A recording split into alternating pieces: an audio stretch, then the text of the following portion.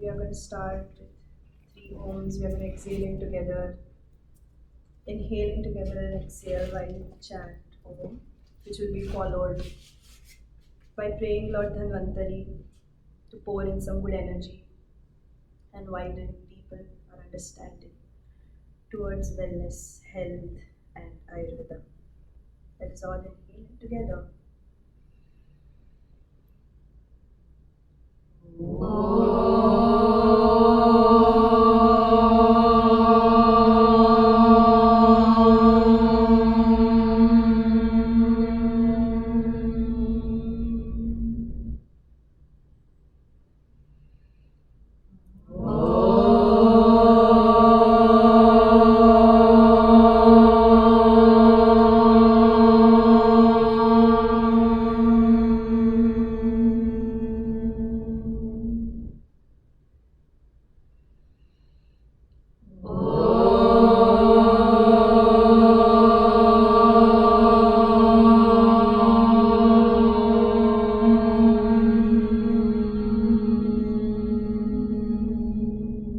Let us join our hands at the heart center. यो विश्वं विददाति पाति सततं संहारत्यञ्जसा सृष्ट्वा दिव्यमहौषधीश्च विविधान् दूरीकरो त्यामयम् बिभ्राणो अञ्जलिना चकास्ति भुवने पीयूषपूर्णं घटम् वन्दे धन्वन्तरीरूपमीशममलम् वन्दामहे श्रेयसे आर्तानां विविधागदैः भुवि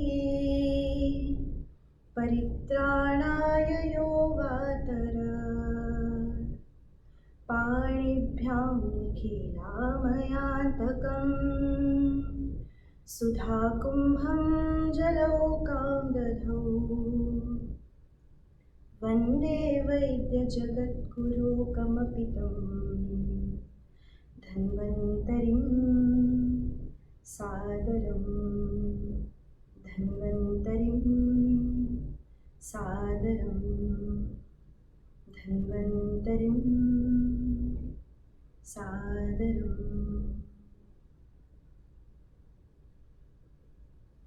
You can all open your eyes. Lovely. Lovely voice. Voice. Yes, that was just beautiful. Yeah. So, Is it Hindi or Sanskrit? It is Sanskrit. what does it mean? It is just praising him and the way he is with the leech in one hand and the way he is dressed up, the way he is here to heal us. What it means. Did you say leech? Leech. Like Have the- you not heard of leech therapy? Yes. Yeah, so he holds that leech. So when the Samudra Manthan was done, he was the 5th Ratna which came out, Dhanvantari. And hence the knowledge of Ayurveda came down to us. So, how is everyone doing? Good.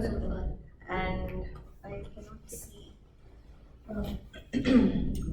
Shobhaji and One more.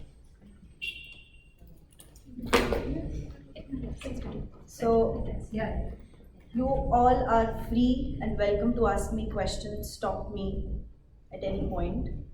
But in case if the question digresses too much, allow me that I can postpone the question for a little while. But you are free to ask me questions or stop me and we will not move forward unless you get those ideas. Ayurveda, we all know the 4 Vedas, right? The Rig Veda, Yajurveda, Samveda and Atharva Veda. So Ayurveda is not one of the primary Vedas. It is a Upaveda of Atharva Veda. Not that being said as an Upaved, not that it's been added something later, but it was always as a subordinate of Atharva Veda. What does Ayurveda mean? Upa means subordinate. Upa, okay. something under it, Okay. is Upaveda.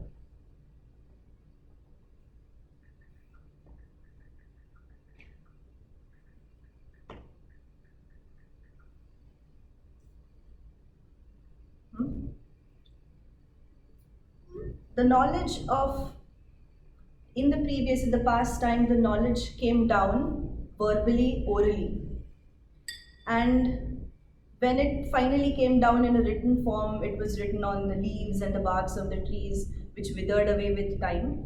And finally, when it got penned down, say 1/3 of the knowledge was, it just went away and it was not actually penned down. And it is said that 1/3 of knowledge just went away.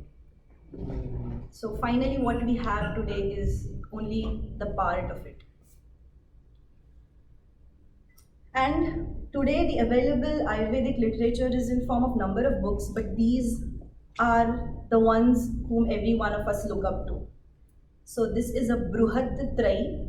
Bruhat is big and Trai is a group of 3. So these are the 3 books, main books that we all look up to, and first to fall is in line is the Charaka Samhita. So actually it was written by his disciple named Agnivesh. So it is called Agnivesha Krute Tantre Charaka Prati Samskrute. He is the one who collaborated it together. What? Charak Samhita, something which is a collaboration. And he was the first ever physician around 6th century.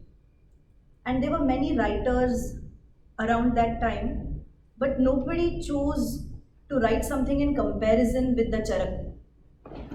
They all chose it to write a commentaries on Charaka Samhita. So there are around 15 commentaries written by 15 different people, and all 15 have been named differently. And one such famous book or the commentary is Ayurveda Deepika. The name of the book is Ayurveda Deepika and it is written by Chakrapani Datta. So he was the first ever physician who was at par with everyone. Next in line is Sushrut Samhita, and he was the first ever surgeon. The picture that you see, we often see it everywhere, and he is Sushrut. He was the first ever surgeon. He went on writing more about blood, about how the blood gets aggravated, about different instruments that could be used during that time, the way they need to be sharpened, the way they need to be kept well, the preservation and the mummification of the body for the next generation of doctors to know. So all of that he spoke about. How the wound progresses in the different stages, how you find the abscesses, the pakvas avastha, or is it still needs to grow. All that different stages, he spoke more about blood. Not that Charaka was not aware of blood, but he went on speaking more about the surgery procedures, the marma. He literally mapped the physical structure. He marked 108 points as the marma points all over the surface, because then he needs to save those points before he digs into for a surgery or all of that. So he mapped 108 marma points all over the human structure. So mummification, preservation of the body was first done by him, Sushrut. The next in line is Ashtanga Sangraha. He was a very smart person. He got all goodies from Charaka and Sushruta and he clubbed it into one stuff, which is Ashtanga Sangraha. And the next in line is the Ashtanga Hrudayam, what we see today, which is again a crisp version of Ashtanga Sangraha. But Ashtanga Hrudaya is designed in such a way that it can be sung and it can be remembered at the same time. The sutras have been designed in such a way that they can be remembered easily. Hence, Ashtanga Hrudaya, it doesn't fall in the Bruhatraya. It is something apart from it, because they are the Ashtanga Sangraha and Ashtanga Hrudaya is maybe a century apart. This is written by Vruddha Vagbhat and the Ashtang Hridaya is written by Vagbhat. So in the Indus Valley, there was a trend that the grandson is named after the grandfather. So he's Vruddha Vagbhat and he's only Vagbhat. So Ashtanga Pradam is more into It is a crisp, it is a short version. short version and in a shloka version. Everything is in the shloka version, but the slokas in the Ashtanga Hridayam are easy to be remembered. They are designed in such a way that they can be sung and remembered at the same time. A slighter, bigger version of Ashtanga Hridaya is Ashtanga Sangraha. That is same, but it is shorter version, easy version. Oh. Yes. So you said 108 marma points, right? What is the marma point? Let's not get into those details, but definitely we'll come into it, but not for today, because that's a whole lot of different story. Again, the Laghu Trai, the small triad of the one which comes under the Bruhat Trai is the Madhav Nidan, the three books, Ashtang, Sharanghar Samhita and Bhava Prakash. So Madhav Nidan writes about the diagnostic or the causes, symptoms, signs of different diseases. Sharanghar Samhita, first reference of the pulse diagnosis that we find in the Ashtang or in the Sharanghar Samhita. He writes more about the Panchakarma and the way in the seasons when the herbs should be collected, all that Sharanghar Samhita. Bhav Prakash writes about the different herbs. He writes about everything that is available for us which can be used as a medicine. Nahi kinchitam anaushadam. Everything under the sun can be used as a medicine. That's how Bhav Prakash says. What He does uses Laghu Trai mean? small triad. Laghu is small. Trai is a group of three. Okay. Like Bruhat is big and a group of three is a Trai. So these are three in together called Laghu Trai, and that was Bruhat Trai. Oh, okay. Anything that grows under the sun. Not grows. Everything we find under the sun. Find under the sun. Small. Yeah. Everything we find under the sun can be used as a medicine. Just we need to understand the way it can be used, the right amount, and the right way that it can be put into practice. Amritaji, Yes. So this Bruhat Trai, these are 3 books that are available, and these are like the kind of the, so to speak, Bible Definitely. of. Okay. Every book has a different forte which Got it. speaks about. Are you going to share the slides? I think everything is getting recorded, so What was Madhu? No, getting recorded I know, but if you want to go slide, we need to go that much record, and we don't know when. Yeah. I think definitely yes. Okay. Yeah. So maybe we can forward to Shobha. She can forward to us. But it's there. It is there. You It's can there view for us it. to- Yeah. What's the difference? But What's the difference if we're viewing the slides on the video versus? no, video is like, when you want to go for the slide, you don't know when to go for the slide. You have to go through the video. But you will find it. Yeah. That's not a big deal. doable, Yeah. What was Madhu for diagonals?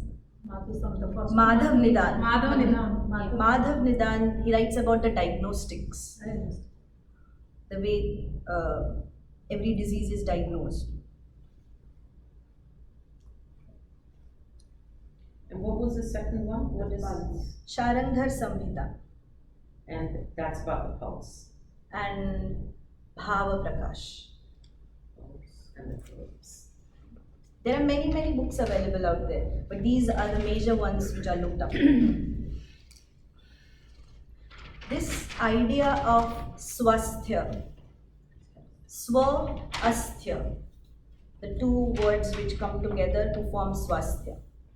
Swa is myself, and asthya means someone who is deep rooted, and his idea of health, in his state he is unshaken. In his peace state he is unshaken. He is someone who is deeply rooted and unshaken into his idea of peace and health and happiness, Saukhyam. And it is said, Yatha vrukshadinam sambhava sthiti prayatneshu moola tatha sharirah. The way what it needs for a tree to stand tall, for the tree to be stable enough, the roots should have that strength, that strongness, so that they root themselves into any situation, they stand tall and strong in any situation. Such is the body, or such is the root of the body should be, that it stands strong in any kind of situation. And these are the roots of the physical body and the mental space. So the sutra goes as Sama dosha sama agnishta sama dhatu malakriya. This is the first line of the first paragraph that you see. Sama dosha sama agnishta sama dhatu malakriya prasanna atmendriya mana swastha iti abhidhiyate. Very smart in the idea that he presents how a physical manifestation should be and how the mental manifestation should be. So he says that sama dosha, sama, where have you found this word sama? Samatvam yoga uchyatte. What does the sama mean? Sama is Equality. Balance. Sama is the word which comes from the school of music. Balance? Yes. It is balance. It is the word which comes from the school of music, according to me. Because when you come back to the first note, that means sama. When you want to begin a music and the tal starts, and when you come back to your first note, some and the music and the song begins. We come to some every time. Yeah. If So you close that at some. Yes. so coming to the first note, and when is the first note? When the conception happens, when the two gametes come together, there lies the first note. When the Prakriti is designed. So you are coming back to the first note. Sama dosha, all my energies should be balanced. We are going to come down to what are those energies.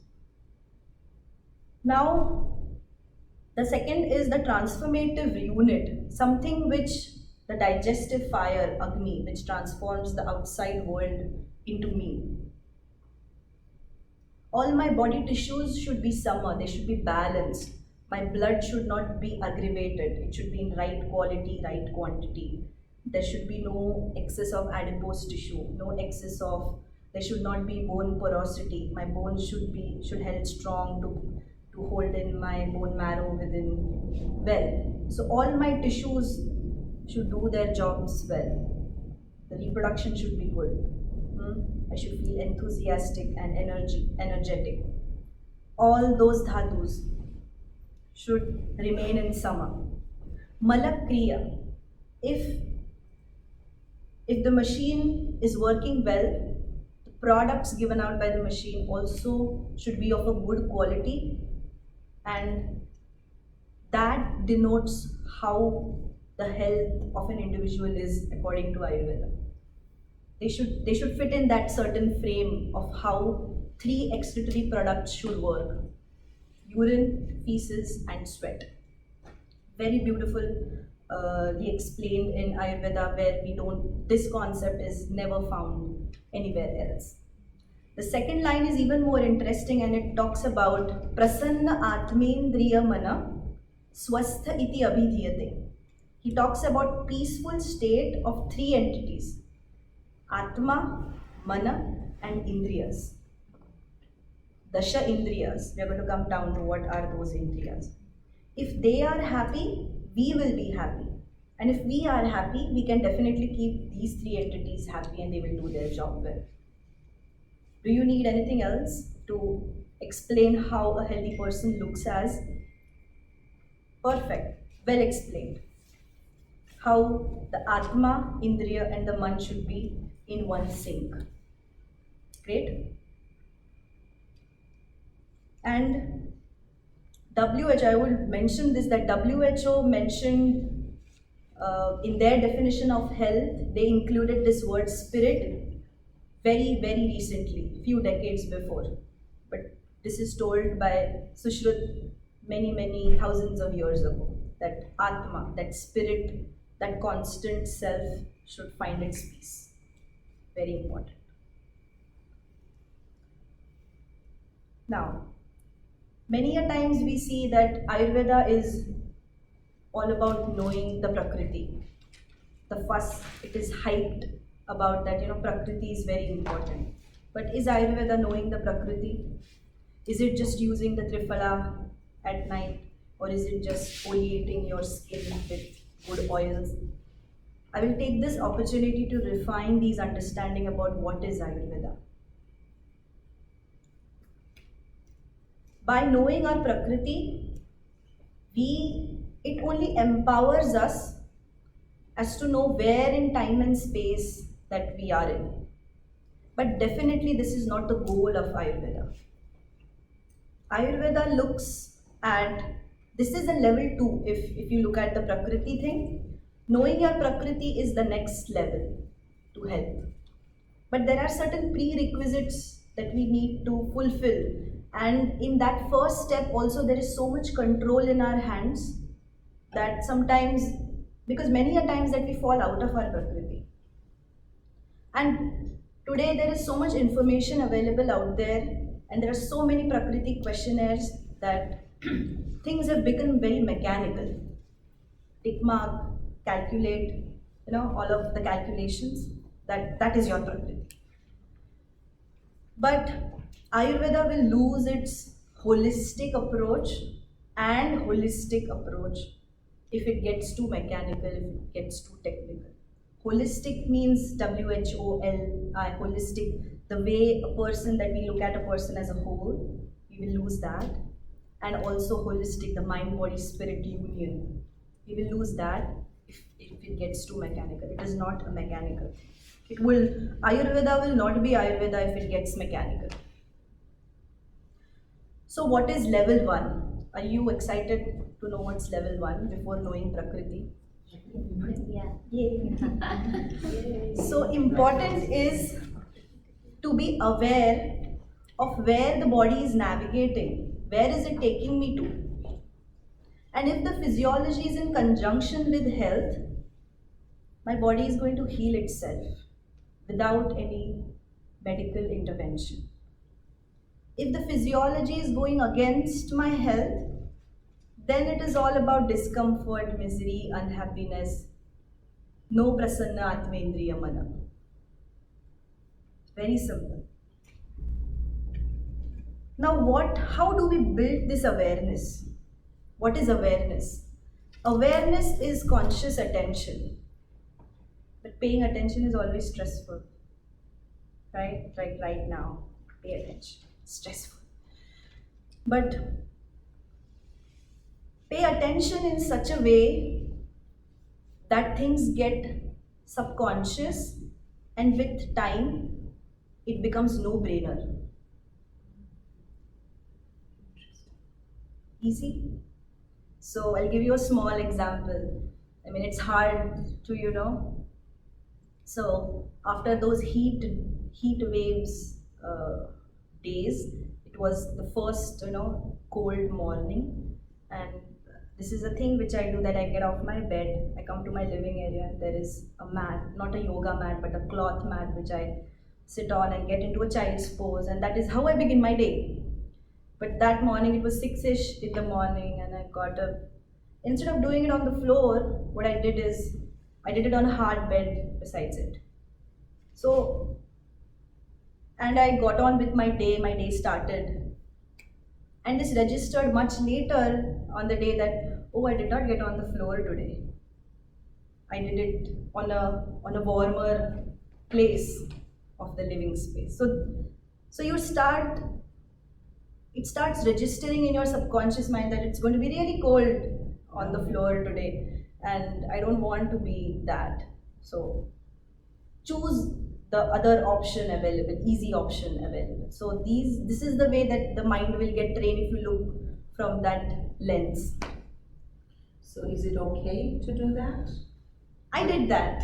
Yeah. So was it okay that you did that and then your mind became aware of it, that you did it? Yeah, no, it was But there was nothing wrong with doing definitely not wrong. that. Okay, that was Definitely not wrong. okay. I just choose a warmer platform. Automatically. What was it? Automatically. Yeah. Automatically. Yeah. First thing I do is, my head goes down to the earth.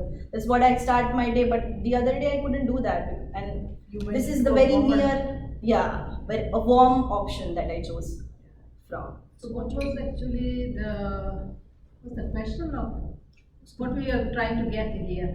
The message is you have to be You have to be aware so of what you're aware of doing, yourself. Aware of that you make decisions, good decisions for yourself each minute of the day, right? You're not even, you get into the habit of making good This is decisions. actually giving me goosebumps, just the thought of it. Yeah, even when I tell you this, I get goosebumps and it gives me joy. I mean, that's how aware you have to be. And not being stressful of it at the same time. Correct. It literally gives me goosebumps when I explain this concept of literally beautiful. It is Yeah. amazing. Yes. Wow. And thank you for being so Awareness. well receptive towards it. Thank you. Okay. Now, the winters are due, and how does our skin get in winters? Dry, right? And important is to give that attention. Oh, my skin is getting dry. And if it overpasses that dryness, it's going to be rough. Correct. And over the period of time, it will get hard, Yep. right? But oftentimes, life is not kind. We always cannot give that attention to what is happening to us because so much is happening with us.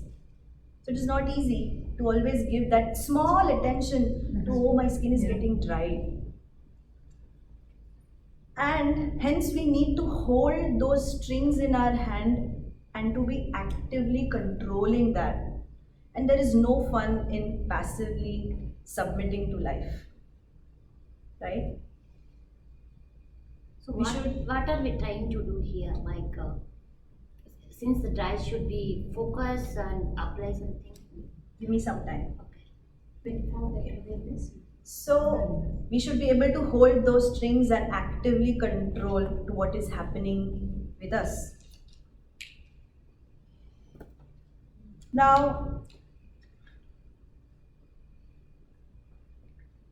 how do we feel when we just have had meal? Heavy, heavy, full, heavy. Heavy word will take me to growth. Somebody who slept well, there will be a heaviness after that. Nourishment, when you are a little bit grounded, you will feel that heaviness.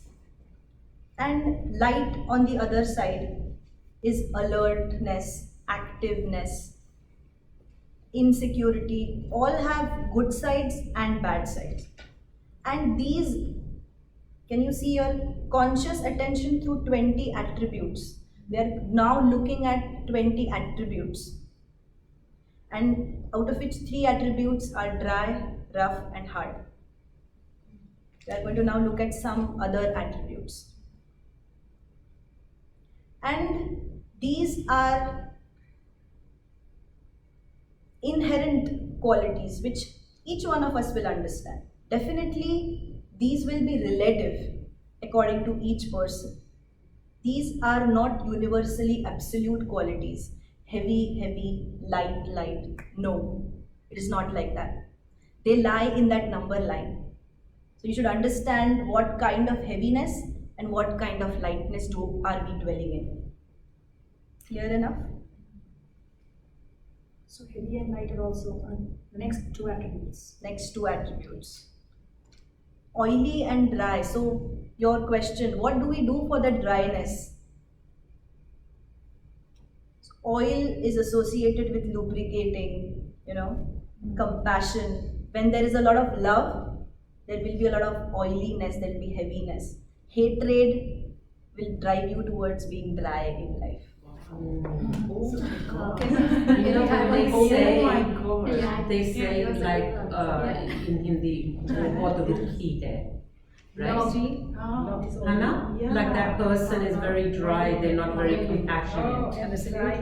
And the word in Sanskrit that we use for oils is sneha. Sneha is love, things coming together. Beautiful, right? And this brings us, oh, these are very, we are not going to get into all 20 because they can be a little tricky, too deep. But we are doing few of them. So we understood dry, rough, hard, heavy, light, oily, dry. And this brings me down to the fundamentals of Ayurveda. So first is that you start cultivating that awareness. And you saw these are opposites to each other. Yeah. And you know, Ayurveda is always said that it is the way that you bring balance in your life. Balance in your life. How do you bring balance in your life? These opposites will bring you balance in life. Like will increase like, opposites will create balance. So that dryness, if it's mitigated with oils, it is going to bring balance. And fourth principle is very important, conscious decisions with wisdom. Now the question that, you know, my skin is getting dry, what should I do about it? So will the moisturizer do the thing, will do its job, or should I go with some oil options? There are many options available out there. Should I use a different oleation of ghee, or should I be using any medicated oil? This conscious decision answer lies in Ayurveda. It will enable you to give those conscious decisions. So without any like oily, oily and dry. So if my skin is oily or dry, so if I do if I make a love or affection and towards will it become towards between the oil and dry Definitely. Definitely. without applying anything. Definitely. You can do that if your mana shakti is that strong, if your prasanna atmendriya mana with that, definitely. But that's again not being so practical about it. Yes. How does one develop that? Yeah. That is abhyasa. Change your physiology with your mind. It is abhyasa. You know, I don't know if you have gone through that. Arjuna asked Krishna that how do I meditate in this war field and how do I get into all of that? He said it is not a one-day story, it is an abhyasa. Very, very beautiful shloka that he narrates. And the answer is there are only two ways I think, abhyasa and vairagya. Yeah, I remember it. Abhyasa and vairagya are the only, I don't remember vairagya, but abhyasa. That's a practice that you do it each day. And vairagya is being non-attached to it. Do the practice being non-attached to it. I don't think the two words are coming together. These are the two ways that we can practice. And if we club these two words, it doesn't sound right, according to me. I know one person, he does, in the cold season also he doesn't apply anything. His skin always be shiny. It's like 80s, like that. And Prakashji, so he doesn't apply anything, it seems, oily or anything. So because of his all the meditation, so he did. See? So the conscious decision lies, and with wisdom, if we back it with Ayurveda, beautiful results. And the fifth is a different principle. It says macrocosm in this macrocosm. We are this perfectly engineered structure in this outer world. What we see inside is what we find outside. Or what we find outside, we find it inside. Many examples we are going to see now. So Ayurveda is looking at... Sure. I know we are a perfect engineer, correct? Yes, say, engineered structure. But then when we look at a car, correct? A car, like a car, it needs oil and all. So our body needs also, when we eat, I mean, those balanced food, I think that, and then with the mind, automatic the oil will service, yeah. Definitely. Maintenance, Yeah. maintenance, Yeah. So Ayurveda is using these gunas as a tool towards life, and these opposites are cures. Even Hippocrates backed it up, saying opposites are the cures. And these are exhibited in physical qualities and behavioral qualities. And if we recognize these qualities, these are the foundation of Ayurveda. What we are going to learn, the different concepts, we are going to find these words everywhere. And if we recognize them, we will be enabled to diagnose it and to manage it. Because these are the pairs of 10 pairs that we will find, and the 10 nourishments and the 10 reducing elements or the energies.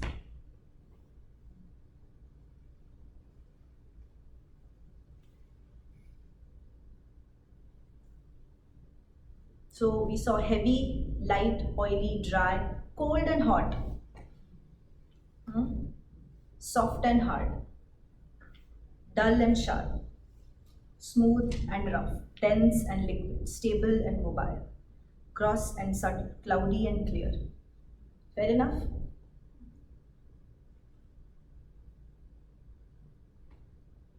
What is Ayurveda now? Ayurveda is aligning those internal energies with the external natural biological cycles of the nature. Now, these internal energies are the Vata, Pitta and the Kapha. We are going to come down to what they are. They constantly deal with the human manifestations. What are the human manifestations? My structural self, my physical body, then comes my mental or the emotional self, and then my constant Atman. These energies deal with the constant or the three manifestations of human. And they always try to find a homeostasis between each other.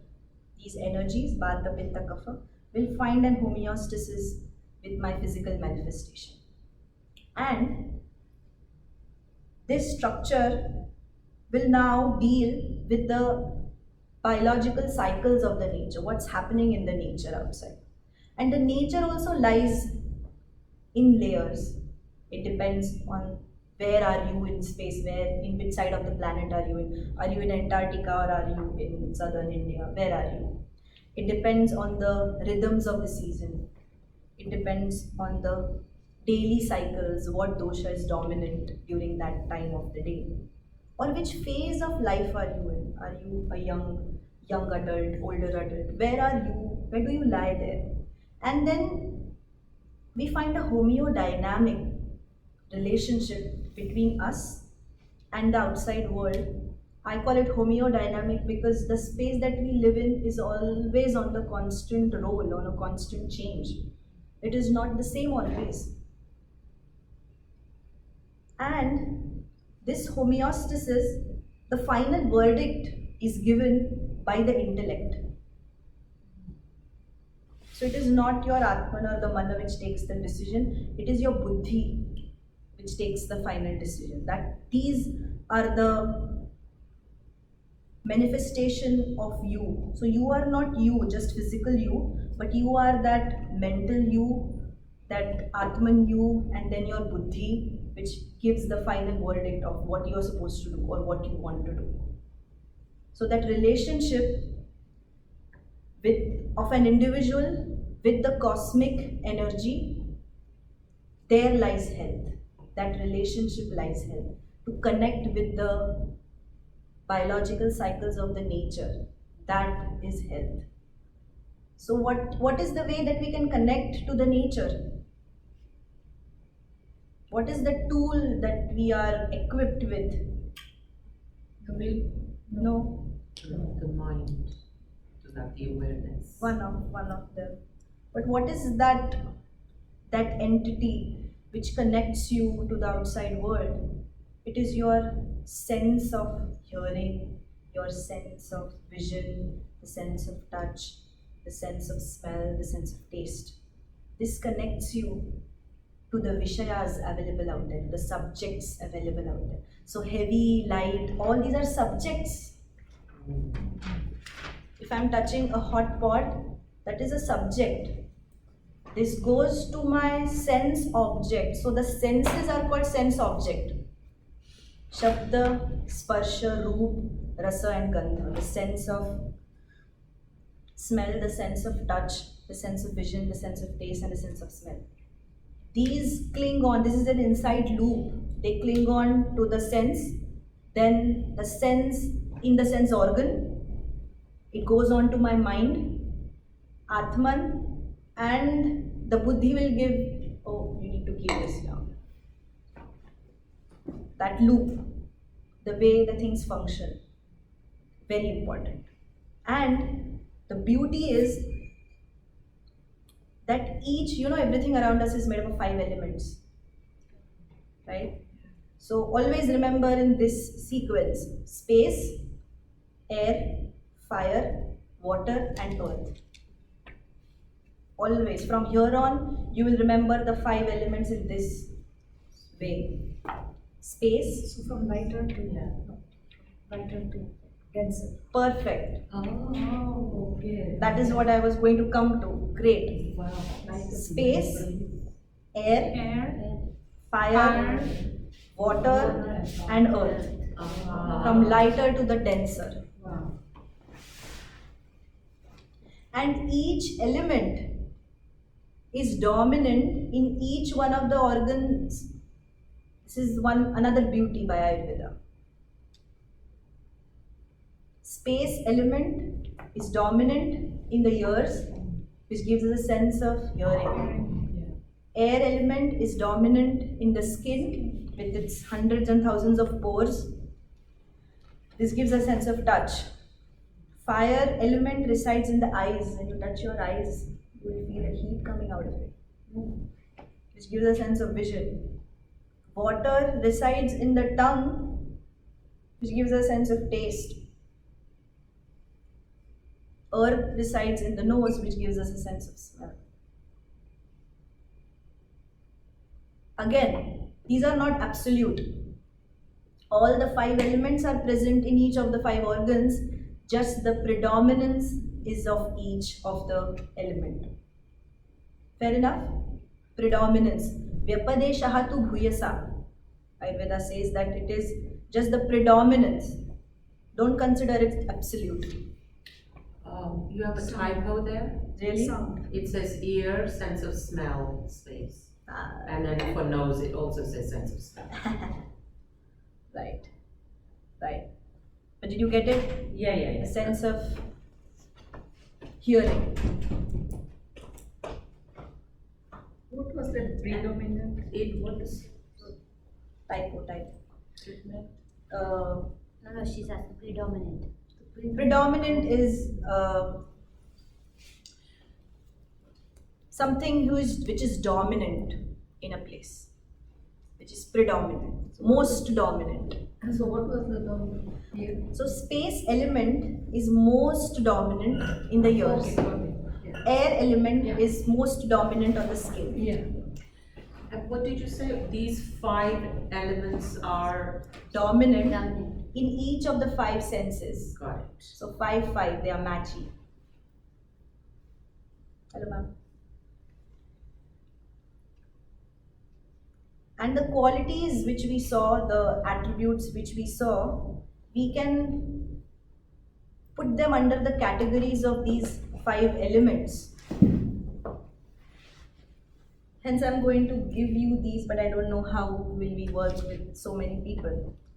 So, the attributes which we saw, heavy, light, dry, cold, we can give these labels to the 5 elements. Interesting. So space Is it dry or is it oily? It is dry. For an example, air, we'll consider air, okay? Air is dry, it is not oily. It is rough, it is not smooth. It is light, it is not heavy. It is clear, it is not cloudy. Air is not stable, it is mobile. How can we know air is cold? Is warm air? I'm going to come down to it later. I have an explanation to it. Fair enough? I got these. And some qualities are in all, like the light. Light can also be space, it can also be air, and it can also be fire. Yeah. Dry can be fire, it can be air. Dull, earth can be dull, water can be dull. Heavy, water can be heavy, earth can also be heavy. Yeah. Subtle is gross and subtle, fine. So space can also be fine, air can also be fine, fire can also be fine. Earth also. Clear, space, air, fire, earth, all can be clear. Just don't get into too much technical, but did you understand the way it is coming from? Where is it coming from? Soft, space can be soft, water can be soft. And a specific combination of these 5 elements brings me to the 3 doshas. So space, air, fire, water and earth. Okay? So when the 2 lightest, as you recognized, is that when the 2 lightest come together, it will form air, vata dosha. When the 2 heaviest, water and earth will come together, it will form the most heavy dosha, which is kapha. And when fire and water comes together, it will form pitta.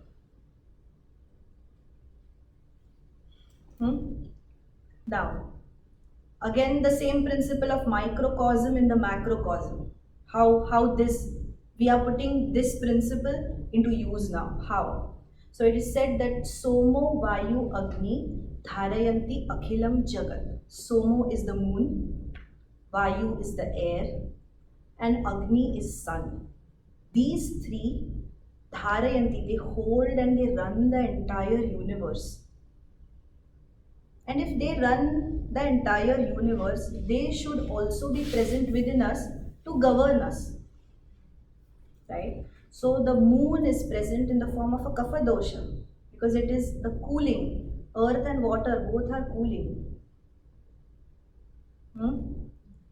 Vayu or Somo, Vayu is present in the form of vata within us. And Agni, which is the heating element, is present in the form of pitta within us. And these are, so the doshas can be defined as non-material governing forces of us, of our body. These cannot be seen, but they govern us.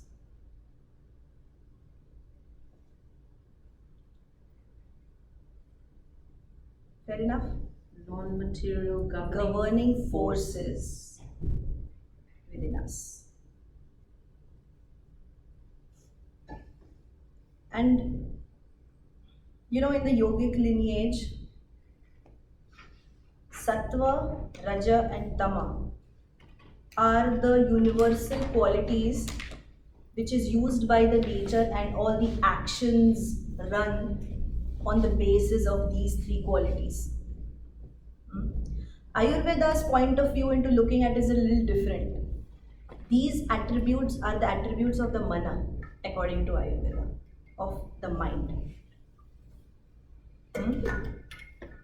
And for an example, if we imagine a state of new beginning, suppose if there is, a globe of energy, nothing like pure existence, nothing around us exists. So that pure energy is unable to do anything or accomplish any goal. And there is one other principle in Ayurveda which says, Shiryate iti shariram. Each moment we are in a different space. Every second, our body, our mind, whatever we are, it deteriorates every second. It is different. That is the demand of the nature, that it demands change. We are not going to be same each time. And that demand of change doesn't allow this pure energy to remain pure. It will want it to grow. And that growth comes from the Rajas Guna. So Rajas, I did not put a slide for it, but Rajas Guna is an energy of initiation. It is energy of motion, action, movement. That's the Rajas Guna. And if something is in motion, it needs to stop. And that energy of stagnation, that energy to seize that motion, it is got in by tamas.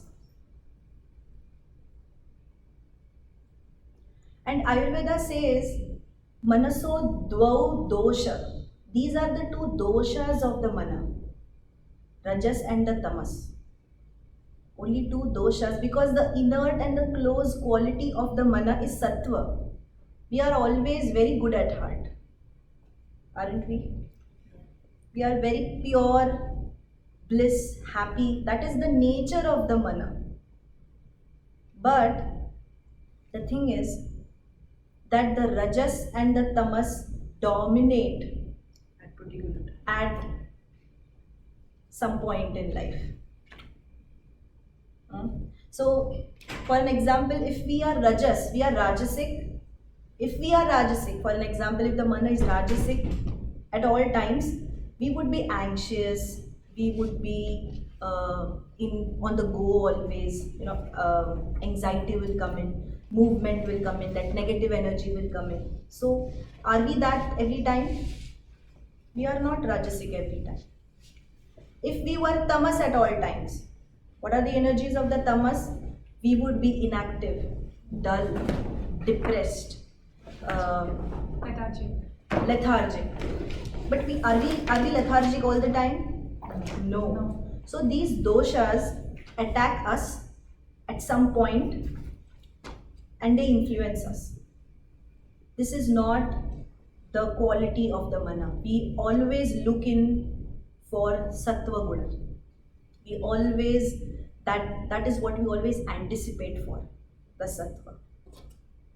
These for a very brief point in life attack us, and hence we are Rajasic, Tamasic.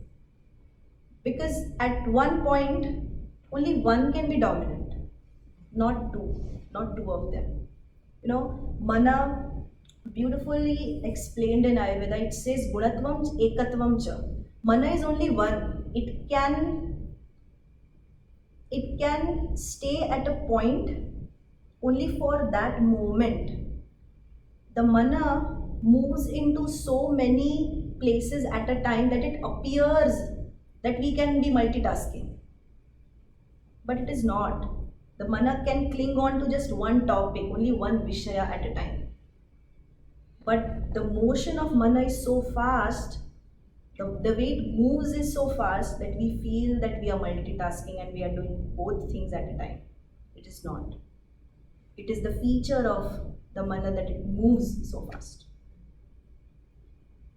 Fair enough?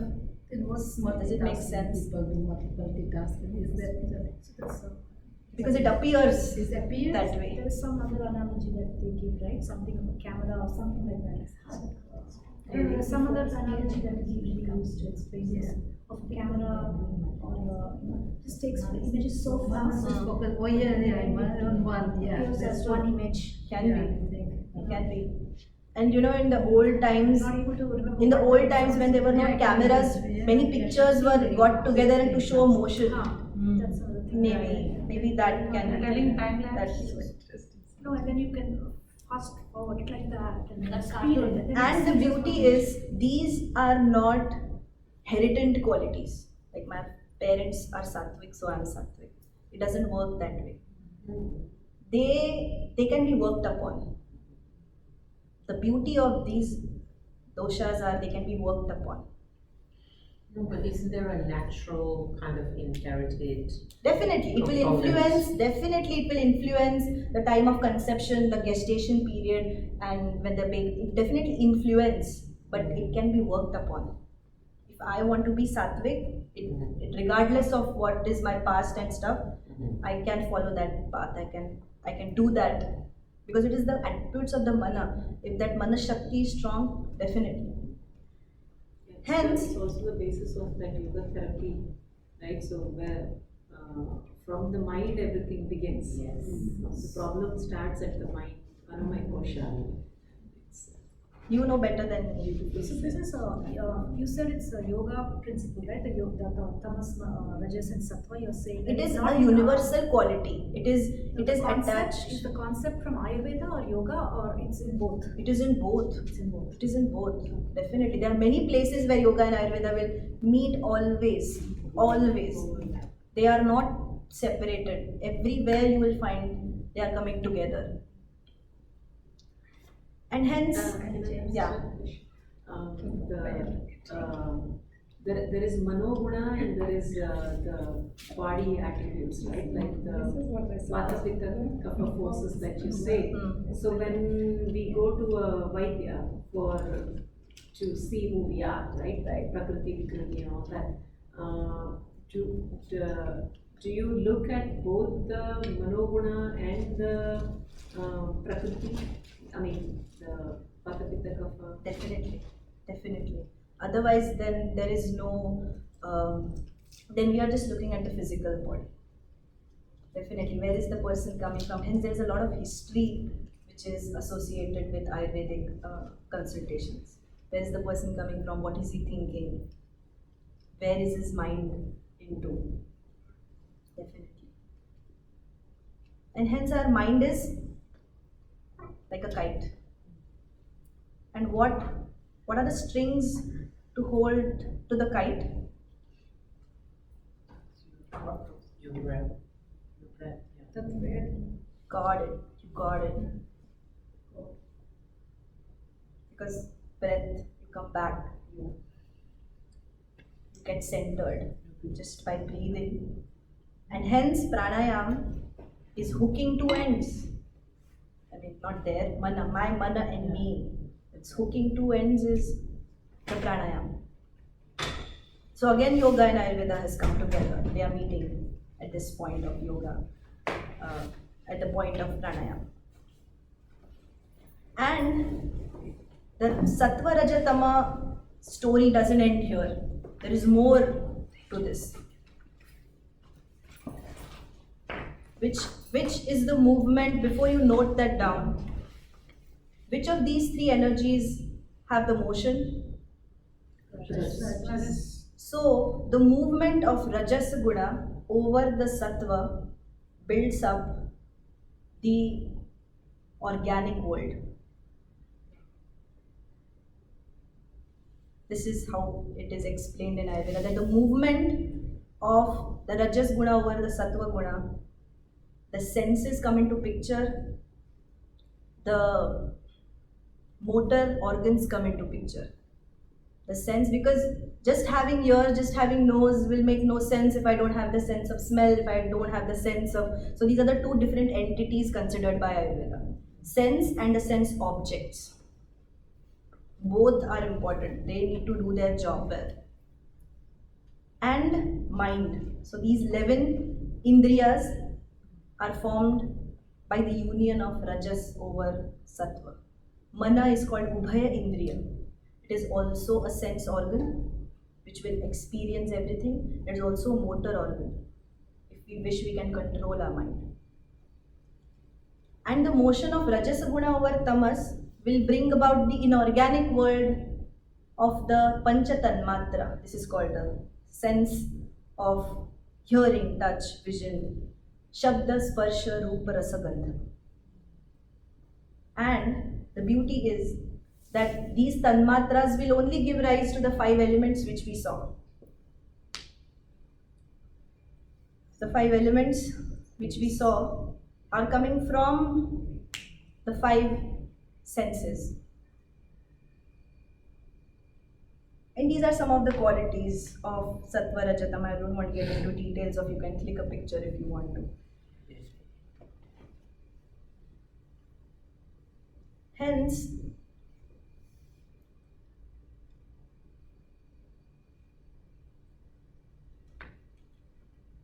Ayurveda's goal, okay.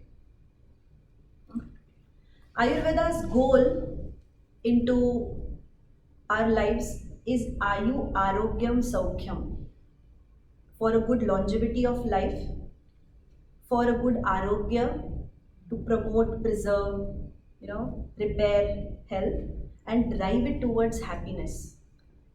Being happy is the state of well-being that we are looking for. And once we drive ourselves away from happiness, we will be landing into misery, into discomfort, dis-ease, all of that. And these are the unique manifestations which Ayurveda deals with. We just spoke about the objects, sense objects, because the Vishaya, the inputs in life, they deal in an inside loop of the sense organs, mind, consciousness, and the buddhi will answer you. It will let you know what you have to do. We are now finally coming down to the Vata Pitta Kapha, favorite of all of us. So what are they responsible for? Vata is responsible for the movement. It is responsible for the transportation, for the locomotion, and for the communication. Mind and body communication. At this point, my Vata is getting aggravated. Your Vata is also, in a way, getting aggravated because listening to me, you're paying that attention, because there's a lot of connection going on in the body. The physical movement, also the GIT motions, everything is taken care by the Vata. Pitta is responsible for the temperature regulation in the body, for the digestion and metabolism, everything. Kapha is responsible for the lubrication, the sneha we spoke of, right? Coming together, that structure, that cohesion. When two bones come together, they are also coming together, right? So this is the kapha sthan. When things come together, it is a kapha element that we see. Togetherness. That means pitta is a digestion in the stomach. Yes. Yes. Hence, the qualities, the attributes that we saw, so both Vata and Kapha are cold. Pitta is going to be hot because we connect it to the fire. Kapha is oily and heavy at the same time, but that heaviness is a little less in Pitta and least in Vata. Hence the arrow goes down. We need to understand where we are in that space. Homes. What are the homes of the doshas? The western Maharashtra was hit with floods. And they were taken off their homes and the workplaces were devastated. Everything happened. And it's an interdependable relationship between us and our homes. It is the place where we come back. Same happens with the doshas. If there is something wrong in the mechanism, something wrong in what is happening inside, they are going to leave their homes and get into wherever they should not get into. Hence, the homes are integral part of us and of the doshas, microcosm in the macrocosm. What we see outside is what we find inside. Vata's place is below umbilicus, intestines, colons, pelvis, limbs, a lot of space inside it. Bones, ears, these are the spaces of the Vata. Pitta, stomach, the duodenum, the first part of the intestines. Blood is again associated with hot, sweat, skin, eyes. Kapha, the urasthana. Kapha is associated with heart, chest, the respiratory tract, joints, and the head. These are the homes of the doshas.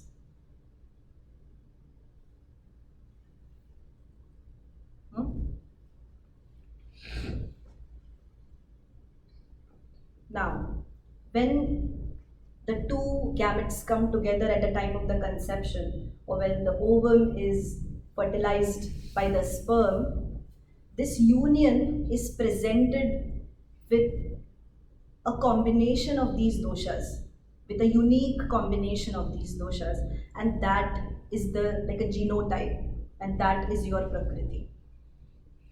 For an example, if the parents are vata pitta prakriti, for an example, the pitta quality in maybe in both the parents, when it comes down to the zygote or to the first formed life, it depends on two things. It depends on the quality and also depends on the quantity. How qualified is the pitta and how quantified is the pitta. So it is not a 50%, 30%, it is no math. It also depends on the quality and also on the quantity. And there are many factors which are responsible for, yeah. So when you said it depends on the quality and the quantity and how each parent is, so can you then, if you want a child, if you want to conceive a child of a particular nature, let's say, can both parents somehow tune themselves in such a way that they can produce such a child? Definitely. Ayurveda's, there is a different branch of Ayurveda which works on these things of that's called Garbha Samskar. The way they should behave, from the point of what clothes they should wear to what should they do in their lives. So, I mean, it will be little too digressing, but there is one Vaidya who does all extra work on these kind of, and there was a couple which came to this Vaidya, and they wanted a fair child. Okay? These were the complexion was a problem there, so they wanted a fair child. So can it happen? The Vaidya was definitely, but it will take time with into what all that we need to do. And in all the requirements, the one thing that the Vaidya mentioned was, from here on you will use all white stuff. Your bed sheets will be white. Let your house be painted white. You wear mostly white clothes, and that literally turned out to be, that was a miracle. I mean, that got viral in our community then. It was many years ago. That picture of the baby and all of that. I'm not saying that one thing worked, but that was also one of the things which he asked for the would-be parents to do it. And that was like, oh. Parents is color. I mean, let's not get into the details of what happened. But again, I think it comes to the power of your mind. Yeah. So Yeah. that's And the parents were so determined that can it happen? We will take measures for it. We will do whatever it takes to do it. yeah. So you know how you play rock, paper, scissors, right? So you do this and scissor, and then kids, then you do paper. So Cut scissor it. cuts paper. So whichever is dominant, then that person is the winner. So is it like that in Vata, Pitta, Kapha? Is one like say one is more dominant over the other, or they are all equal, but the quantity of how much Vata you have? You're saying quantity means how much Vata you have. Yeah. Say if one parent has a lot of Vata and the other one has Pitta. Huh. So you're saying the quantity is important, but one is not just dominant over the other. It can be. Say Vata is always If so the scissor always cuts the paper, so the Yeah. scissor is always dominant, Yeah. no matter what. Yeah. Right. So Yeah. Vata is always dominant over something else, or it's the amount of Vata. Amount and the strength of the Vata. Also. It depends on what's the force of the air, and it depends on how much air. It depends on both the things. If one of the parents has a little quantified wise, if they have a little less pitta, but that little less pitta is also strong enough that can dominate over the child, and that child can have dominant pitta. Definitely. But I think what you're asking is a particular prakriti better than the other? Not better, No, but is no. it stronger? That's all. Okay, yes, definitely. It can get into different combinations. There are endless combinations that you can think of. What she's really saying, I think, is there's no one dosha that is better than the other, but the dosha in its quantity and quality can be better than Something else. anything else. Yeah. And something which, I think she summed it up well.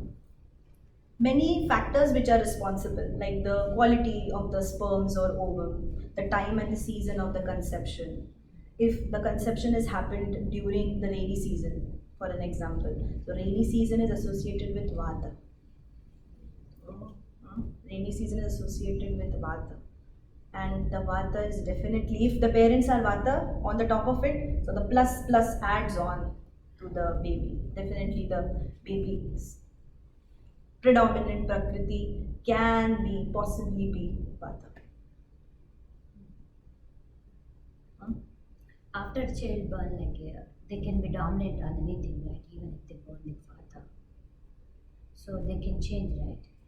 They cannot change, but we can manage. See, nothing is good and bad.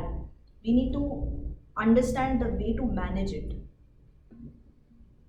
These are the three kinds of people we see. But there's nothing good and bad. Everybody, both have pros and cons. I'm going to come down to it. Any question?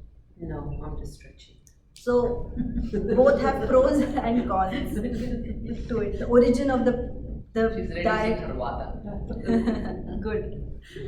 Diet and behavior of the parents are also important. Origin. There are multiple. These are just few mentioned here. As many. And how can they be classified? In a singular Prakriti is very rare to find. Like a typical Vata. Always come. Typical Pitta. Very rare to be found. But mostly we find is the combination of two. And only 3 have been mentioned here, but there can be, I think, 6 to 9 options. Like Vata Pitta. What, according to me, when I practice, Vata Pitta for me is Vata Pradhan Pitta. So the most dominant is Vata. The second in place is Pitta. And there is also the third one, but that's negligible. So the fifth mentioned here is Pitta Pradhan Kapha. Pitta is most dominant and the Kapha is little less dominant. This is how I use it when I practice. So there can be Kapha Pitta also, where the Kapha is dominant and the Pitta is second in command. Can be any combination. It can be any combination. And the Sama Prakriti is the best that you can ever have. A good balance of all the 3. But we are going to look in for the Vata personalities, and then I'm going to ask you who suffers most. Okay, out of the 3. So view it with that to answer me. Who suffers the most and who enjoys more? Okay.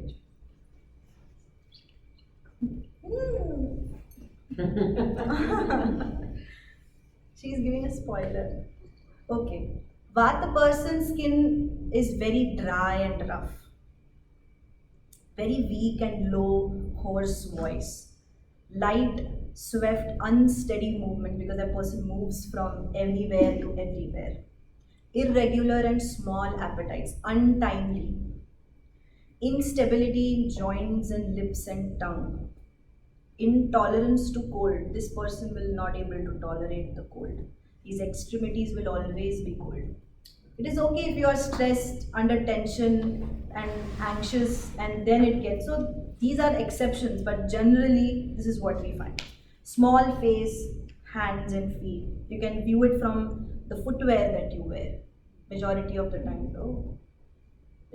Different angles which Ayurveda gives. Even footwear will let you know what dosha is it. Just looking at their footwear. So crackling of the bone. Generally you hear that bones, making a lot of noise. They crave for warm climates. Because, why do they crave for warm climates? Because they are made up of space and air. So, balance the attributes we saw, right? Balance it. They dream about running mountains. Somebody's chasing them and they're running. They have less stability over their passions. The people who keep changing their careers, they are Vata people, who keep switching. They want to do different things, attract them. These are the Vata personalities. They are prone to Vata disorders. Easy? Unstable mind. A Pitta person is intolerant to heat because he is fire. If fire adds on to fire, boom. So that cannot happen. They are intolerant to heat. They cannot skip meals. They sweat. When a Pitta person comes in, they have a very strong odor. If it's a typical Pitta person, they will have a very strong odor into their body. Because they are perspiring all the time. Their fire which is coming out. Their aggression, there is agitation inside. What about people whose hands are sweaty? Those are Pitta? There can be Pitta Vikruti also.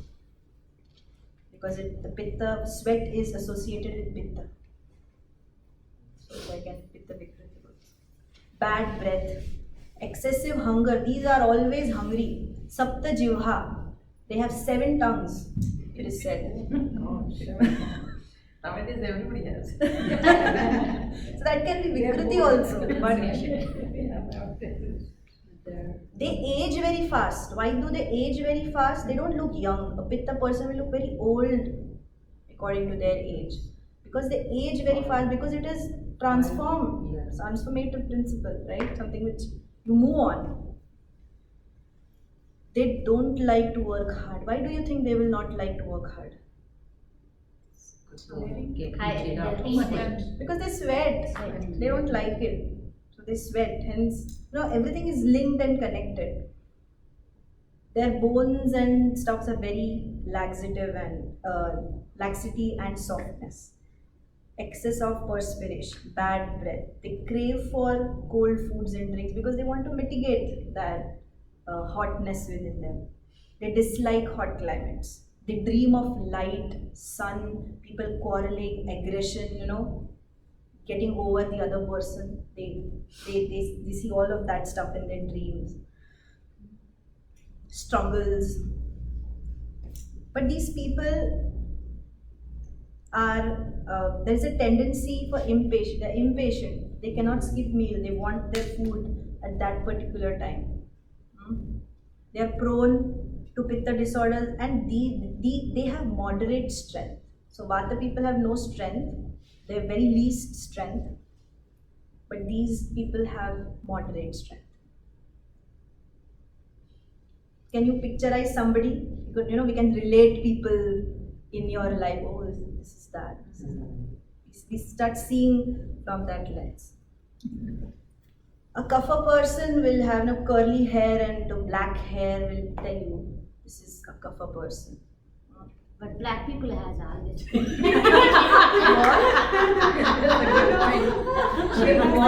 I just have to warn you, she has the most interesting questions in class always.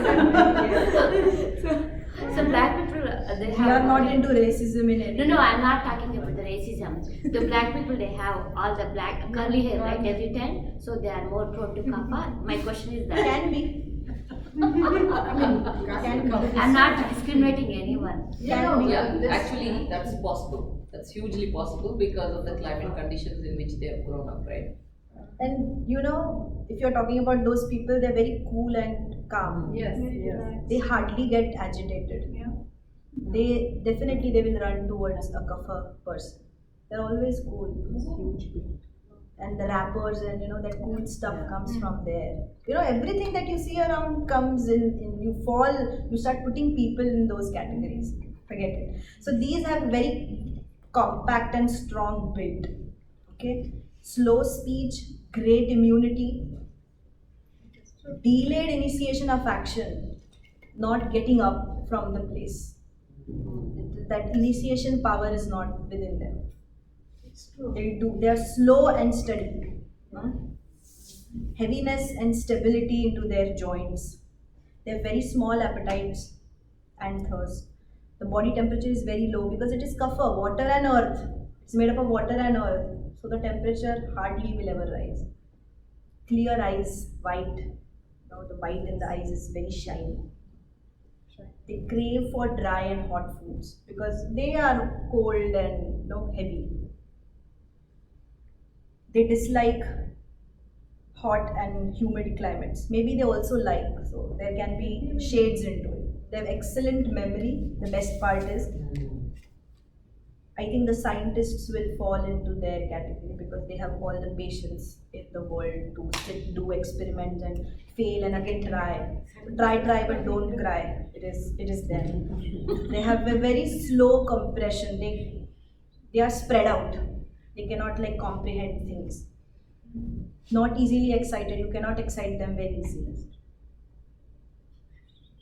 Slow form attachments to people and things. They are very attached because it's a kapha, sneha, coming together. Slow and sure walk with stable footings. They dream about happy events because the cohesion, sneha, what they experience, what they made up of, they see in the dreams. They see about happy moments. Very large, attractive eyes. Good musculature. Their musculature is really good and strong. They're very generous, intelligent, strong people. Plenty of wealth, progeny. Their reproduction is really great. And they are prone to kapha disorders. Everybody is prone to some or the other. So there's nothing good and bad. So who suffers the most? Pitta. Vata. Vata also. Yeah. Vata. Everybody suffers, but Vata Prakriti suffers the most. Nice. And the one who enjoys the most is the Kapha. they enjoy the most because they have everything in life and they have that let go attitude. All of that is you let me know when to But stop who achieves the most? because those are the CEOs. Pittas are the CEOs, the one which can hold on to people, dictate, get the work done. The CEOs, they are Pitta. They should be Pitta rather. Otherwise, they will not be able to work under or work the firm better. So whole Leadership qualities. Yeah, the leadership qualities lies in that Pitta because that's the fire, aggression. So there are millions of people. Everybody falls into these three categories only. Combination. Combinations are very hard, right? So maybe 6 combinations, 3 plus 2, like only 3 combinations. While So the quality, quantity, endless combinations. Endless combinations. Now, what are the disorders that they can get into? So, Vata person can get into arthritis. Aches and pains in the body. Paralysis. Now, because Vata is responsible for motion, movement, coordination. And if that coordination doesn't happen, mental disorders, insomnia, people who cannot sleep at night. There can be Vata aggression or Vata aggravation, but these are the disorders which they face. Pitta person can land into acidity, acid reflux, liver disorders, blood disorders, urticaria, stomatitis, conjunctivitis, vertigo, fainting. All of that is Pitta, indigestion, IBS, name it. Everything related to the GIT. Kapha people can land into obesity, indigestion again, diabetes, loss of strength, fatigue. So a person can be Vata. So of the 3, all the combinations and permutations, classification, we said that there are some people who are Vata Prakriti, Pitta Prakriti or Kapha Prakriti, and that's singular and rare. That slide which said not Sama Prakriti but just a single Prakriti, that's singular and rare. Yeah. So a person can be like Vata, Pitta or Kapha Prakriti without having any imbalances. Is that possible? Say a person who is purely Vata Prakriti. He will suffer with maximum Vata disorders. So We call it as a Vata Murti. so basically it's very hard to find those people, right? Especially Vata, Pitta and Kapha. So it's combination of Mostly the combination. combination. But there are people who belong to the Sama Prakriti. Give me example. You are the one. No, I'm not. Vata. Vata. Gati Gandhan Yo iti Vayuhu. You know the yoga is coming from which root? Yuj Dhatu. Yuj Dhatu. And what that Yuj Dhatu means? Union. Coming together. So same, the Vata word has a dhatu to it. From where is it coming from? So Gati Gandhan Yo iti. The word denotes movement or inspiration. Right? And what is the home of the Vata? The Pakvashans, the colons. They can be considered.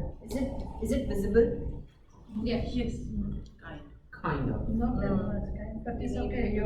We are just listening, so I don't know. Yeah, just listening to you. The pelvis, legs, bones, ears, these are the dominant places of the Vata.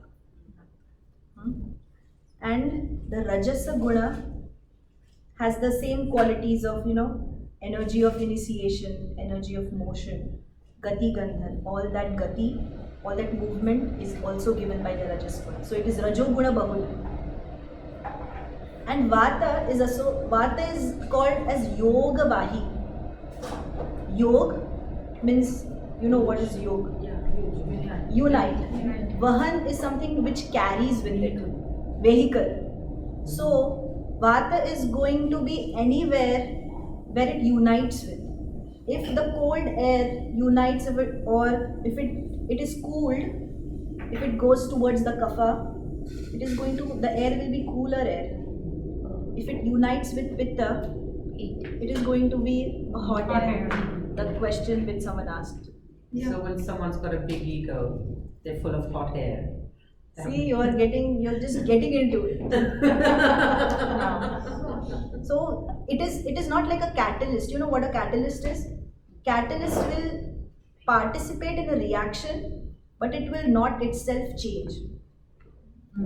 In a chemical reaction, catalyst is something which will fasten the reaction, but it will not in itself change. The catalyst will remain catalyst. It will not change in its own qualities. But Vata will change its own quality. It can be either cooler if it moves towards kapha, or it can be hot if it moves towards pitta. It is Yoga Vahi. Hence it is the king dosha. But it doesn't. Which one? It changes. Vata. It changes. Because it will modify itself where it goes.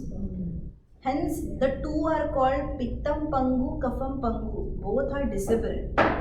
The kapha is disabled and the Vata, the Pitta is disabled because they cannot do anything on their own. The Vata has to take them wherever they want to go. They need a carrier. Right. That's why we can be able to change. Can be. We can change. Like they say. Does it make sense? So water does that too, Water does that too, but not in the same way. same way. Perfect. So Vata is Yoga Vahi. It is responsible if there has to be a Pitta disorder, it has to accompany Vata in maybe low quantity, but they have to come in together to do a job. Because only Vata can take the Pitta along, it can take the Kapha along. So can you might have like 3 qualities like percentage wise? Huh? Like yeah. So like Vata, Pitta, Kapha. So one person will have 3. Everybody has all the 3. It is the dominant Okay. of which we are speaking about. Okay. Everybody has all the 3. You cannot live without. All the 3. We need all the 3 to function. And in the yogic world, the Vata is divided into 2 types. What are those? Prana and Apana. But Ayurveda divides it into 5 types.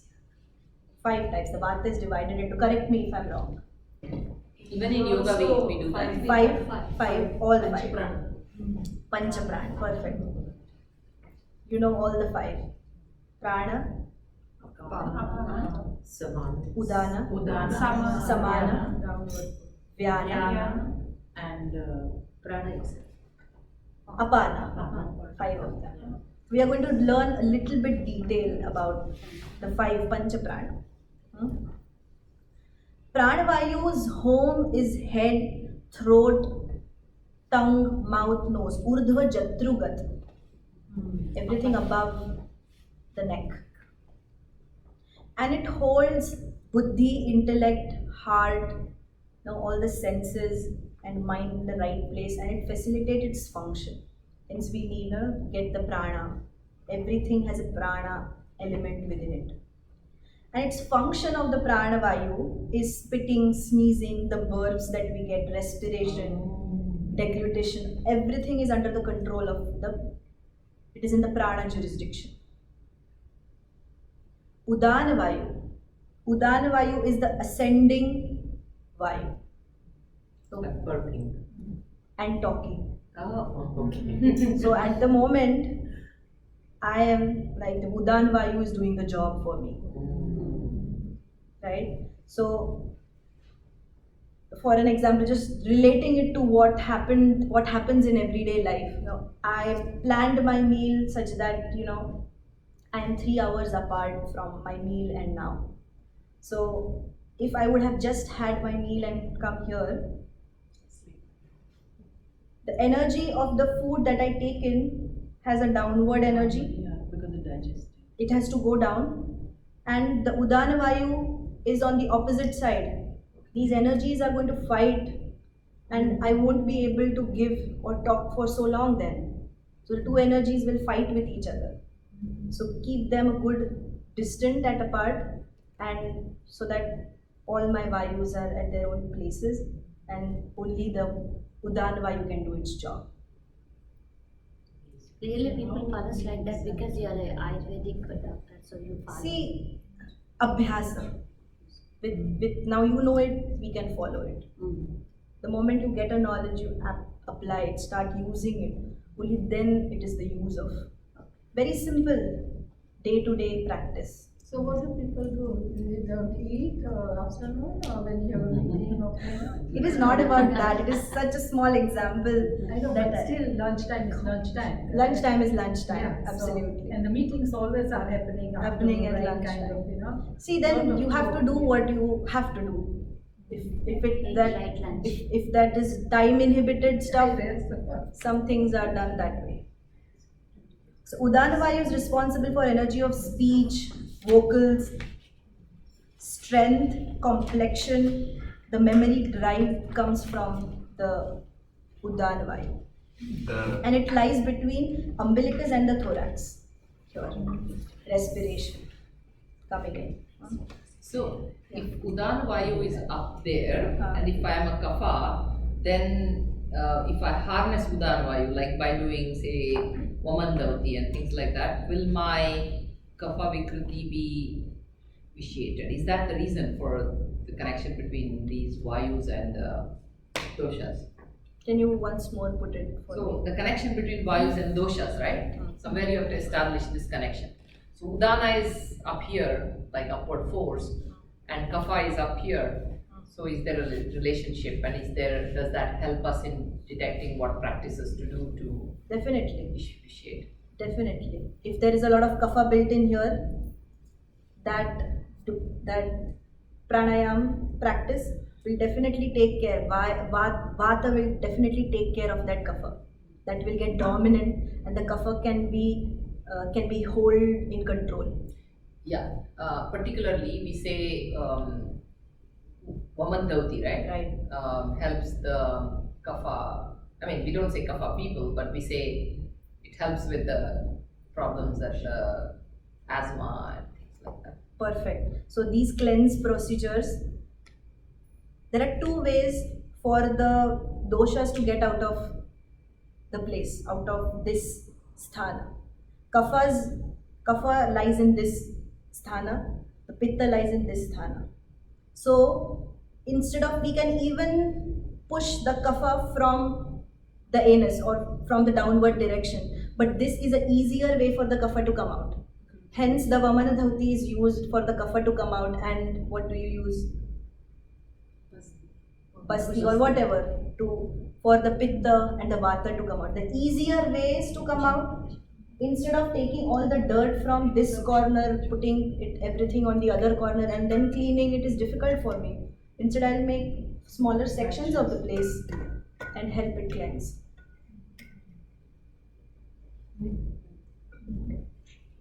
Samana Vayu, very interesting. Samana Vayu lies in cognition with my Agni, with my digestive fire. It is very close to Agni and aids the functioning of my digestive fire. The ingestion of the food, the digestion, breaking down, the absorption, assimilation, all is taken care by the Samana Vayu. Samana Vayu has a direction in which the Vayu moves, and hence the food progresses to the next step because of the Samana Vayu. Vyana Vayu resides in the heart, and hence it has a centrifugal force. Hence it facilitates the circulation of the blood to different parts of the body. For the circulation, getting the fluids out, for the lymph to move, flexion, extension, and the sweat moving out.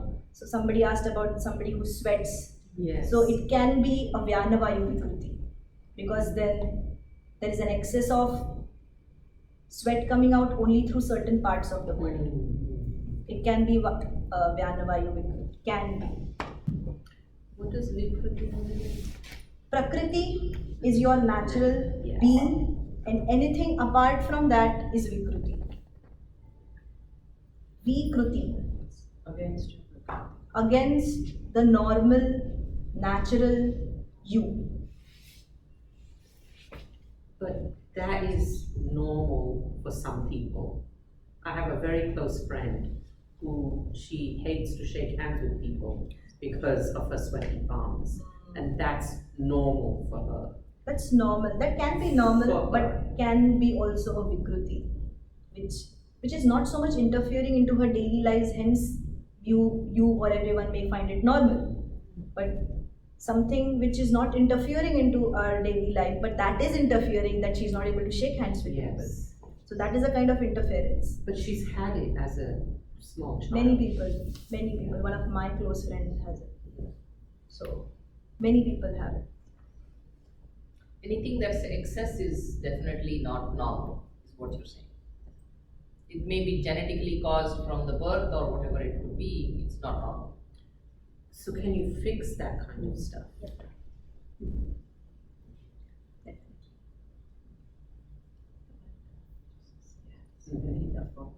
Apana Vayu. Very interesting. It lies in the anal region, urinary bladder, in guinal region, the lowest part of the torso.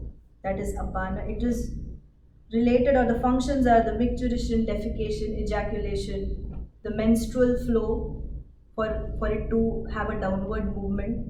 That's the Apana Vayu. And the beauty of Apana Vayu is that, some women suffer with that they cannot hold the baby for more than couple months, and that's the Apana Vayu Vikruti. The prolapse, because they are unable to hold it down. Both are the functions, also to hold it strong and for the urine and the defecation to come out. Both are the functions of Apana Vayu. Why cannot we say that it's Udana Vayu that holds and Apana Vayu? It can be. A part of it is Udana Vayu also. But that comes under the jurisdiction of Apana Vayu. That strong Apana Vayu should be that it holds your Garbha in, that it not loses its capacity to hold it. Udana Vayu's sthan is not that. It doesn't come. Udana Vayu has to do all of your stuff.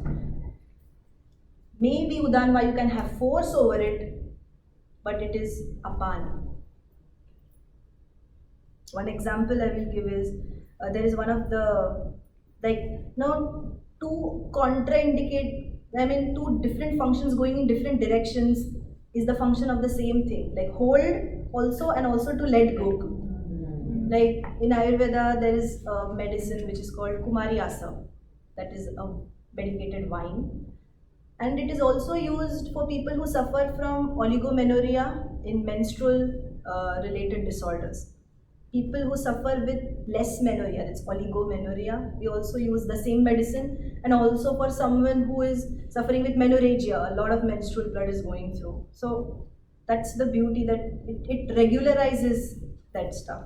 Something which is oligo can brought up to normalcy, and you can curb it. That's the beauty, that it manages everything at the same time.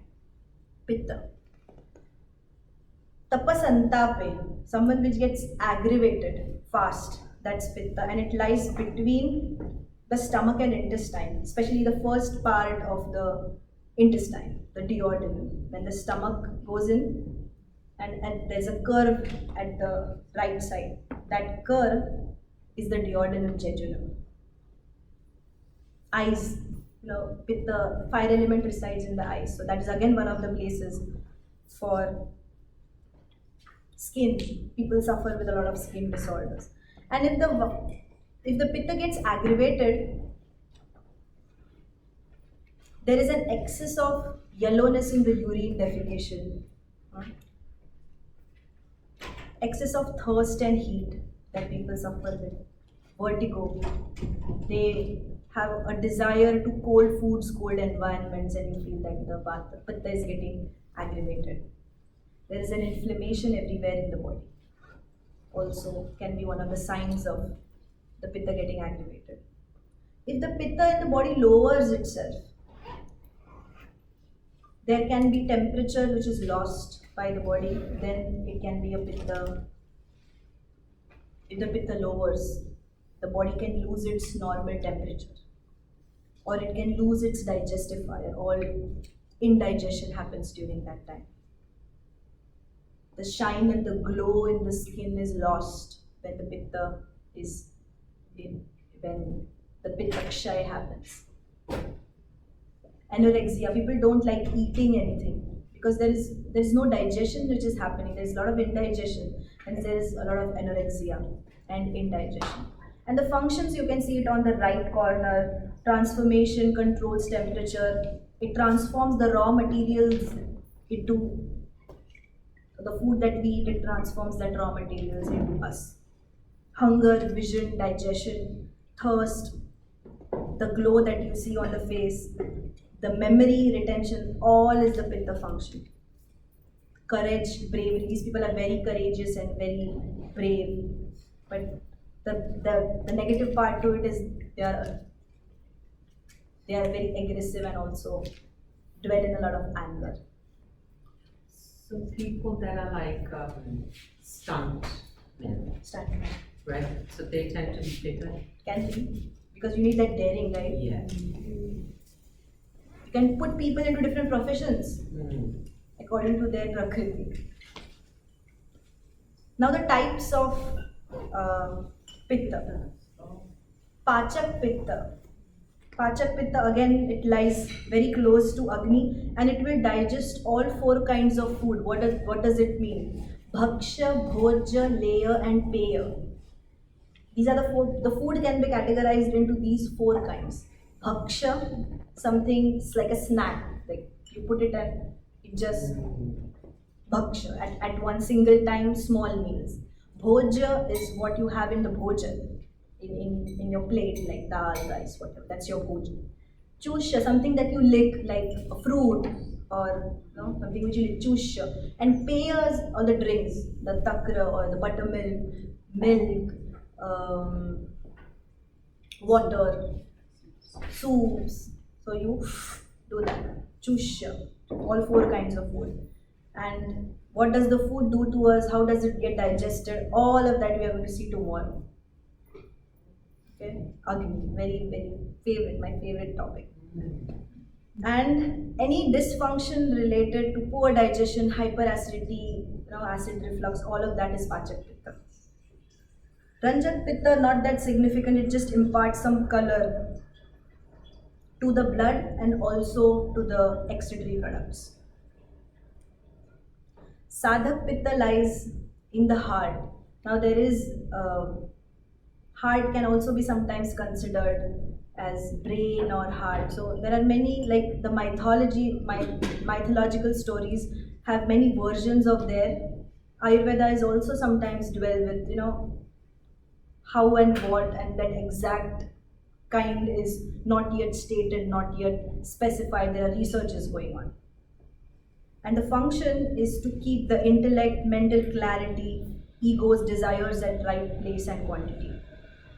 Any dysfunction in the sadhak pitta will not give you a clear idea of what is ideas, beliefs, understanding. So that separation is given by the sadhak pitta. Alochak pitta lies in the eyes.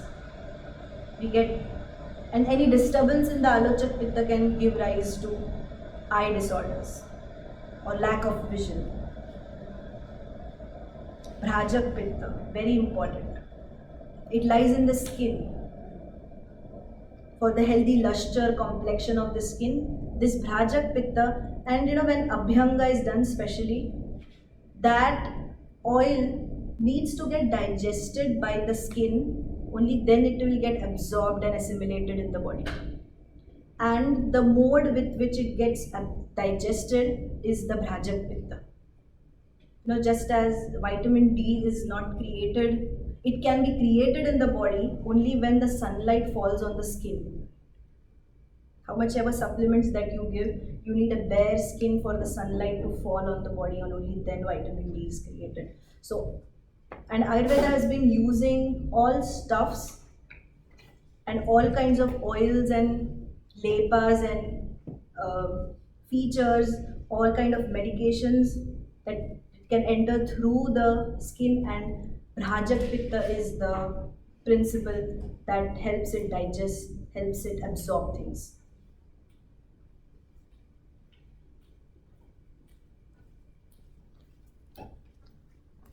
Kapha, Shlisha Alingana, we spoke about the Sneha, right? So Shlisha Alingana is to give a hug.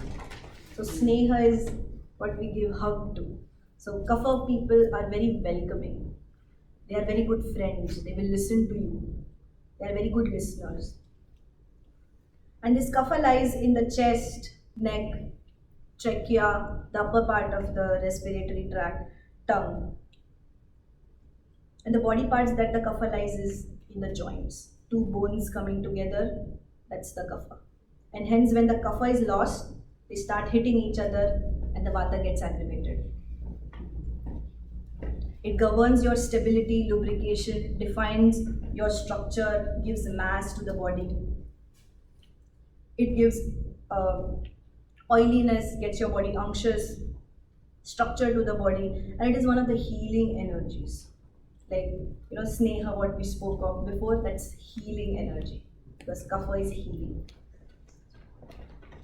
If the Kapha gets aggravated, it's going to lead to a lot of stagnation, a lot of salivation, excessive salivation, loss of consciousness, because then it creates a lot of lethargicness if it gets aggravated. Dyspnea, cough, indigestion.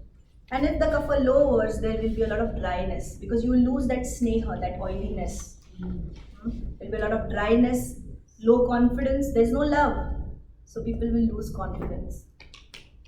Body tremors, palpitation, and pricking pain. All is Kapha. When the Kapha's quantity and quality wise, it gets lowered in the body. Kledak Kapha lies in the stomach. So when the food comes in, it gets the food in and it literally coats, all the food is coated with this Kapha, and hence it gives the GIT or the gastrointestinal tract, it gives it motion to move forward. If it was not Kapha, if it was air in that position, there will be a lot of friction happening. Because of the Kapha in the GIT, that it moves flawlessly. There is nothing anti-flow. Because of that lubrication, oil and all that stuff, it will move in front, it moves ahead. Moistness, it gives moistness to the GIT, and it protects from pitta. If there is a lot of heating elements in it, that kapha will get protected. Are you getting that picture? Mucus and all that. All mucus will protect that excess of pitta if at all it gets activated. Avalambak kapha lies in the cardiac region, heart region, lungs region, and it helps with the help of rasa dhatu, it to hold the heart better and strong. We are going to see what are the body tissues. Bodhak kapha, the tongue, which is dominant of which element?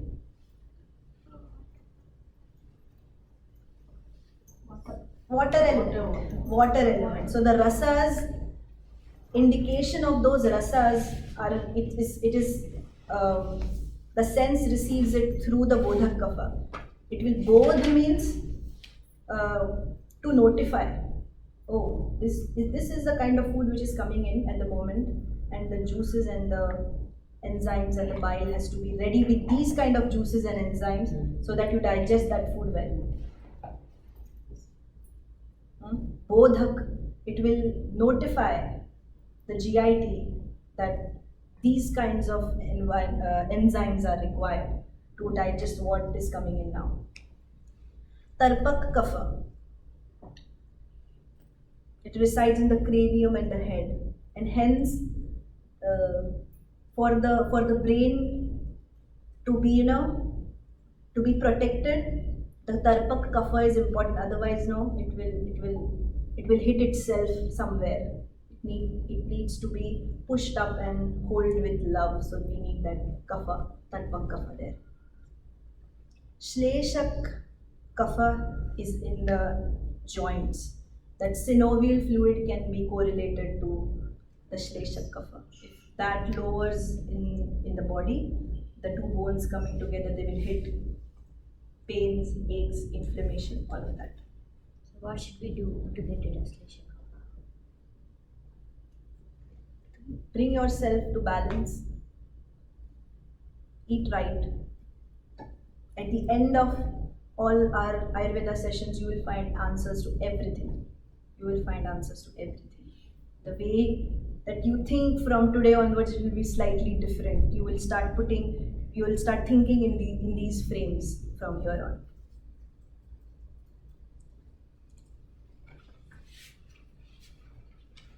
Very important aspect of Ayurveda, which is totally neglected into the conventional healthcare system.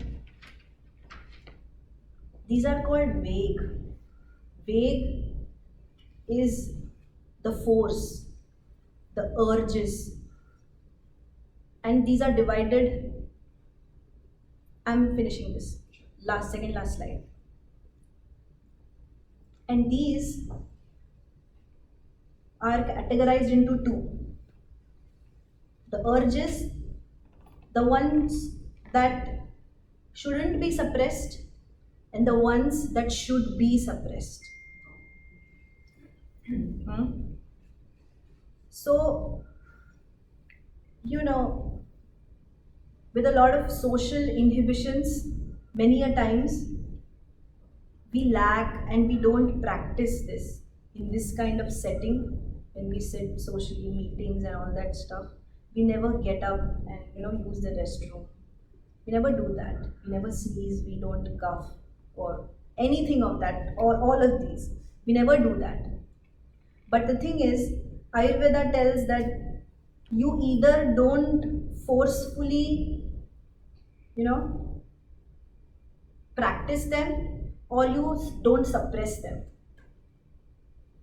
They should never be suppressed. Like if you want to use the restroom, you are free to use the restroom. Please use. But then you don't have to accompany someone is using the restroom, okay, I'll come along. That is how we aggravate our system unnecessarily. We need to avoid that, and that is never told anywhere. I was holding. I should go. Please, please, don't, yeah, definitely. In my setting, you can do all that stuff. So, no flutters, the gas coming out of the system. Sometimes we are socially inhibited into doing that, but do that whenever possible. Feces, urine, right? The times of the days that you need to get those wastes out, you need to do that thing. If those curved, each of these is explained in Ayurveda along with the treatment. So I'm not getting into that detail. The natural burp, Udgar Shuddhi, once you've had good quantity of food, you get that natural, which, oh, I'm full now. That is your sign, and never curb that. Let it come out. That gives you happiness. Oh, I've had a very good food. That's the signal which is sent to you. Hunger, taste. It's hard to find difference between that you're thirsty or hungry, but with time you'll get there. Sleep, one of the major Vegas that we always curb is sleep. In some times it is always good. There is something going on in the family. Always good to practice something once in a while, but from here on you practice in a way that you don't suppress them. You exercise them. Cry, vomit. Don't stop that vomit. Let it come out, because that's something which is ruining your system within. Let it just come out. And there are certain of them which needs to be curbed, and we never do that. Mada, Moha, Matsara, all the 6 Shadripus. We need to restrain them, we need to train our mind that we don't exhibit them so often as often that we actually do them. So control your senses. Controlling your kite is important. And with controlling your mind, you'll be able to take care of the greed, jealousy, hatred, being envious. Can I have a Lust. question came to me? Like nowadays they say the kids in our time they say don't do, correct? Okay, now they say do, correct? So show your emotions.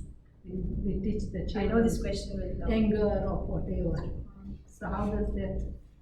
Yeah. Ashwini ma'am. Yeah, don't suppress, but work on restraining them right there.